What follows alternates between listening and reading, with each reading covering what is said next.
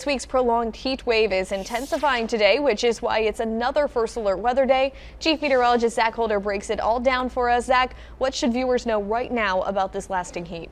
You know, I don't think it's going to get worse than this. I think today was kind of the day where it peaked, and then tomorrow we'll slowly start to see that heat get less intense, but still have a lot of 90s to go on the 8-day forecast, but more typical summertime heat versus the higher heat we've had Monday, Tuesday, and still expecting on Wednesday, though we do have the threat of storms with so much heat that gives a little bit more energy for some downbursts, and we'll talk more about what those are here in just a little bit. Severe threat on Wednesday, level 1, level 2 wind, the primary concern, especially on the western half of ENC. Nothing on radar today. Do have a little bit more cloud cover on satellite, but high thin clouds, so not doing a great job of blocking the sun and limiting the heat. Heat index values a little bit higher than yesterday, closer to 110, even above 110 in our more humid spots. If you work in fields or near some swampy or marshy areas, that's where you would get into some of that really intense heat index values of 115 or higher. But for most of us, still feeling like just below 110. Not that there's that much difference between those two numbers. 97 in Greenville, 97 in Kinston, 95 in New Bern. So it looks like we are going to still stay a few degrees away from triple digits. Tomorrow, more 95 to 97. I don't think we'll be having that threat of hitting 98 or 99 like we did today, but the heat index value is still going to be well above 105. Hopefully by Thursday, we start to see less heat advisories and maybe a few more extra showers coming up. We'll time out those rain chances, also talk more about the tropics. Got Andrea today. We'll talk about how long that system may be around. Yeah, so while our temperatures will go down just a few degrees as the week moves on here, are we still going to see those triple digit feel-like temperatures? Still probably going to feel like 100 to 105, but that would not cause any heat advisories, and that's more what we would consider just typical summertime heat. Right. Well, thank you, Zach. Well, air conditioners and fans are great ways to cope with the heat, but 2 power outages over the past 24 hours left thousands in Greenville without those options. Amarachi Uche spoke with a resident who was impacted, as well as Greenville Utilities. She joins us live now in Greenville with more. Amarachi? Yeah, Bailey, Greenville Utilities says there's no problem with their power grid as their system is made to sustain temperatures like this. But it was other factors that led to thousands of people being without AC in this summer heat. Now, hundreds of Lake Ellsworth and Allen Road residents were left in the dark for an hour Monday night as Eastern Carolina was under a heat advisory. According to Greenville Utilities, the outage was caused by a blown fuse. Today, a squirrel is to blame for yet another outage lasting around 30 minutes around Bee's Barbecue to Allen Road. This one left over 3,000 homes without air conditioning. Greenville Utilities Energy Service Specialist Jonathan Sargent says that though these outages weren't caused by the temperatures, there are many ways to minimize the amount of heat coming into your home. Trying to keep those blinds closed to impact that solar heat gain. So anything you can do with that and minimizing that heat exposure coming into the home or building.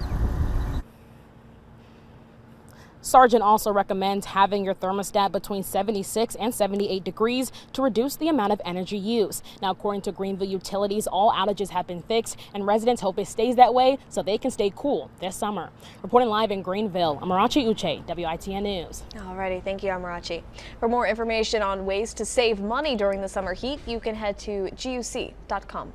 And one common heat relief is air conditioning, but that heat can also be a reason your AC stops working. The switch to save you from the scalding sun could cause things to go wrong in your heating and cooling unit.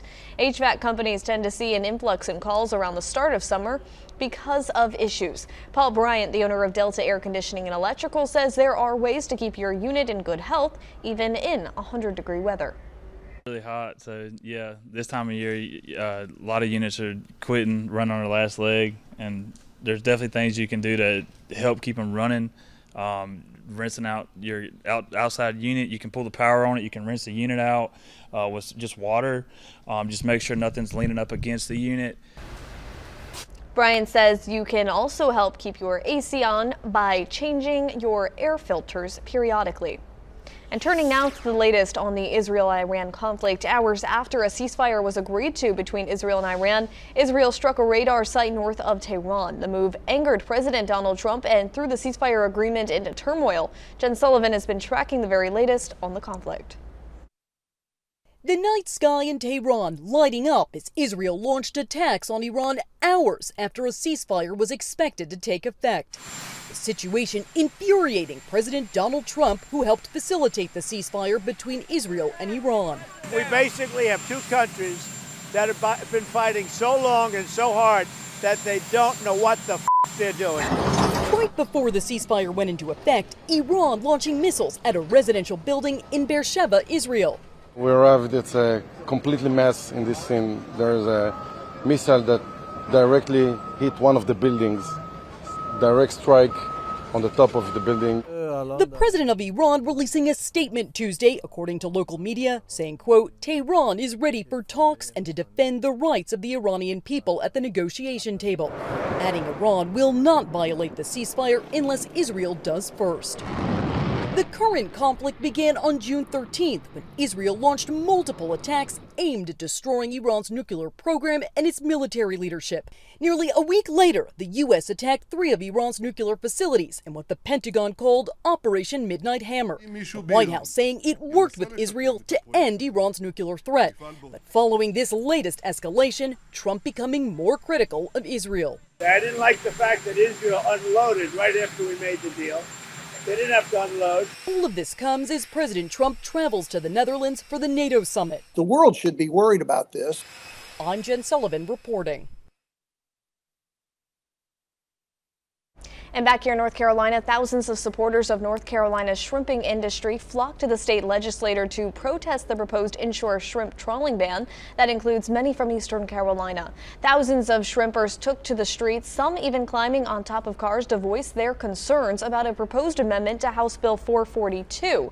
The amendment, added by the state Senate, would ban shrimp trawling within half a mile off the inshore waterways. The bill passed the Senate last week and returned to the House. Earlier, fishing and shrimping associations met inside to speak on the proposed amendment. Those who oppose the bill say many people's livelihoods and the state's shrimping industry are at stake. And those who support the ban say marine life is also at stake. But this would knock out about 40% of my income. But meanwhile, I knew a lot of people that it would knock out 100% because all they do is shrimp year-round. It's time for North Carolina to join every other state in the country and move trawling out of the sounds where they're killing hundreds of millions of juvenile fish. This is the opportunity for North Carolina to support coastal communities. State senators are also meeting to have a final reading on House Bill 442. It's a proposed bill, 411 rather. It's a proposed bill that includes to pay shrimpers impacted by the proposed ban $10 million over the next 5 years by government handouts to those affected. And swimming advisories for 4 sites in Beaufort County have been lifted. The 4 advisories were posted Friday along the Pamlico River near Washington. The water quality advisories have been listed after testing showed bacteria levels at the 4 sites dropped below the state and EPA standards for swimming. The 4 sites were the railroad trestle near the channel to downtown, the public access at Haven Gardens Park off Park Drive, the access off Christian Service Camp Road, and the access off Camp Hardy Road.